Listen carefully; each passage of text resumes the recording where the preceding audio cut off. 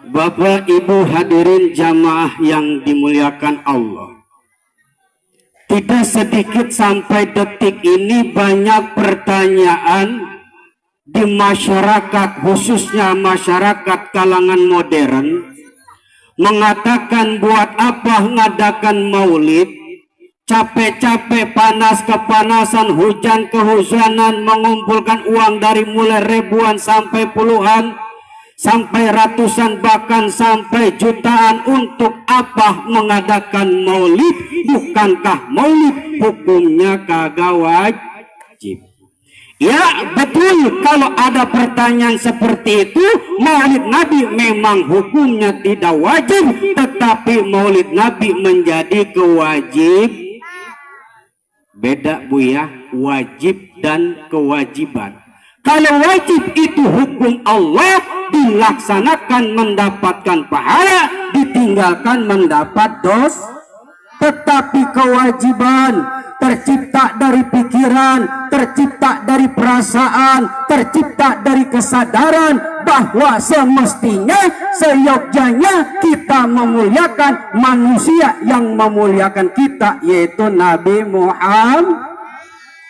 Bu, singkat cerita, ketika Rasulullah Shallallahu Alaihi Wasallam sebelum mendapatkan perintah salat 5 waktu, Rasulullah ditanya oleh Allah sebanyak 2 kali. Ya Muhammad, bumi yang kau injak itu punya siapa? Kata Nabi Muhammad, punyamu ya Allah. Ya Muhammad, sebelum kau menghadap diriku, kau naik kepada langit pertama, kedua, ketiga, sampai ketujuh, sampai kau menghadap diriku. Langit pertama sampai ketujuh itu punya siapa Muhammad? Kata Nabi Muhammad, punyamu ya Allah. Hai Muhammad, dirimu beserta dengan mukjizatmu, beserta dengan kemampuanmu, beserta dengan kehebatanmu, dirimu punya siapa hai Muhammad? Kata Nabi Muhammad, punyamu ya Allah. Kata Allah, bukan Muhammad. Nabi Muhammad, Bu, Pak, mendengar bahwa dirinya bukan punya Allah, jatuh dengan tubuh yang amat lemas. Kata Allah, Muhammad, bangkit, tegarkan dirimu, jawab pertanyaanku yang kedua kali. Dirimu beserta dengan kemampuanmu dan nilai kebaikanmu, wahai Muhammad, dirimu punya siapa? Kata Nabi Muhammad, punyamu ya Allah. Tidak. Nabi Muhammad jatuh lagi, lemas lagi. Gantian Nabi Muhammad yang bertanya kepada Allah, ya Rabb, bumi yang kuinjak adalah milikmu, langit yang kupijak menghadapmu adalah milikmu, tetapi diriku kau katakan bukan milikmu ya Rabb. Lalu aku milik siapa? Kata Allah, hei Muhammad, kau adalah milik umatmu. Nabi Muhammad kaget, Pak, Bu. Lalu Nabi Muhammad bertanya kepada Allah, umatku yang bagaimana ya Rabb, yang bisa menjadi diriku menjadi milik mereka? Kata Allah, umatmu yang selalu mengagung-agungkan dirimu, umatmu yang selalu membaca salawat kepadamu. Amin ya Allah ya Rabbal alamin. Bu, suka baca salawat? Bu, suka baca salawat? Salawat macam-macam Bu ya. Ada salawat nariyah, ada salawat muhtar, ada salawat munjiat, ada juga salawat Jibril. Yang kedua, kenapa kita harus mempunyai rasa kewajiban mengadakan maulid Nabi? Allah Subhanahu wa Ta'ala berkata, andai kata ya Muhammad, andai kata ya Muhammad, andai kata ya Muhammad, diriku tidak menciptakan dirimu, maka aku tidak akan menciptakan langit, maka aku tidak akan menciptakan bumi, maka aku tidak akan menciptakan surga, maka aku tidak akan menciptakan neraka. Kenapa ya Rabb? Sebab semua yang tadi aku sebutkan bagian daripada nur dirimu ya Muhammad. Bu, kalau kagak ada Nabi Muhammad kagak ada diri kita. Kalau kagak ada Nabi Muhammad kagak ada bum.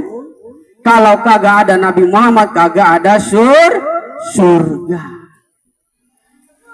Alasan yang ketiga yaitu ketika Nabi Adam alaihissalam dihukum turun ke dunia berpisah dengan istri tercinta Ibunda Hawa selama 300 tahun. Dihukum selama 300 tahun berpisah dengan istrinya yang begitu sangat dicintai dan disayangi. Jutaan istighfar, jutaan munajat doa agar dosanya diampuni oleh Allah, tapi tidak ada sedikit pun yang diterima oleh Allah Subhanahu wa ta'ala. Sehingga Nabi Adam berputus asa, duduk di atas bukit sambil merenung. Ketika dalam renungannya Nabi Adam alaihissalam teringat waktu beliau masih di dalam surga melihat tiang arsy berkalimah atau bertuliskan la ilaha illallah Muhammad Rasul. Akhirnya kata Nabi Adam, ya Rabb, ya Tuhan yang maha kuasa, detik ini juga aku mengatakan asyhadu alla ilaha illallah, aku bersaksi dirimu adalah Tuhanmu, Tuhanku, wa asyhadu anna Muhammad Rasulullah, dan aku bersaksi bahwa Nabi Muhammad adalah utusanmu. Seketika itu juga sampailah informasi ini kepada Allah. Allah memanggil malaikat Jibril, ya Jibril, sampaikan kepada Nabiku Adam alaihissalam dosanya, hukumannya selama 300 tahun aku ampunin gara-gara dia mengucapkan la ilaha illallah Muhammad Rasul. Bu, Pak, dosa 300 tahun cuman baca satu kali la ilaha illallah Muhammad Rasulullah diampunin. Apalagi orang sini sering baca la ilaha illallah Muhammad Rasul, udah pasti dosanya sangat ampuni. Tapi jangan jadi alasan. Udahlah, kata Ustadz yang kemarin ceramah, gak masih baca la ilaha illallah gak diampunin. Udah yuk kita ngecak pakong berjamaah. Nah itu salah lagi. Tidak sampai di situ, bahkan setelah diampuni oleh Allah Subhanahu wa taala, Nabi Adam berkata, "Ya Rabb, ya Rabb, ya Rabb. Andai kata setelah nanti kiamat Engkau menghidupkan kami kembali, Engkau menghidupkan alam dunia ini kembali, Engkau memberikan kesempatan seluruh dunia ini kembali, tolong saya jadikan umat Nabi Muhammad." Tapi aneh, seribu aneh tapi nyata, umat zaman sekarang yang sudah jelas-jelas umat Nabi Muhammad malah pengen pindah menjadi umat-umat yang lain, keluar daripada hanya gara-gara duit segepok dua gepok, hanya gara beras sekarung dua karung, hanya gara-gara cuman dikasih modal buat usaha, rela meninggalkan agamanya sendiri. Na'udzubillah min dzalik. Sekelas Nabi Adam sampai Nabi Ibrahim ingin menjadi umat Nabi Muhammad, tetapi tidak sedikit umat Nabi Muhammad malah pengen keluar daripada umat Nabi Muhammad. Pak Bu, jadi umat Islam mah enak, udah pasti masuk surga. Walaupun tuh bapak-bapak anak muda tukang mabok, saking doyan maboknya lem aibon dipinum. Walaupun anak doyan zina, doyan judi, membunuh, tetapi kalau di hatinya masih ada itikad bahwa Allah Tuhannya, bahwa Nabi Muhammad nabinya, bahwa Al-Quran kitabnya, bahwa syariat Islam adalah syariatnya, tetap mempunyai keuntungan kelak nanti di akhirat, akan masuk surga walaupun 1000 tahun lebih ngerebak dulu di neraka. Tapi kan alhamdulillah daripada gagal masuk surga sama sekali. Maka oleh sebab itu beruntunglah jadi umat Nabi Muhammad atau jadi umat Islam. pasti masuk surga, nggak bakal nggak masuk surga, pasti.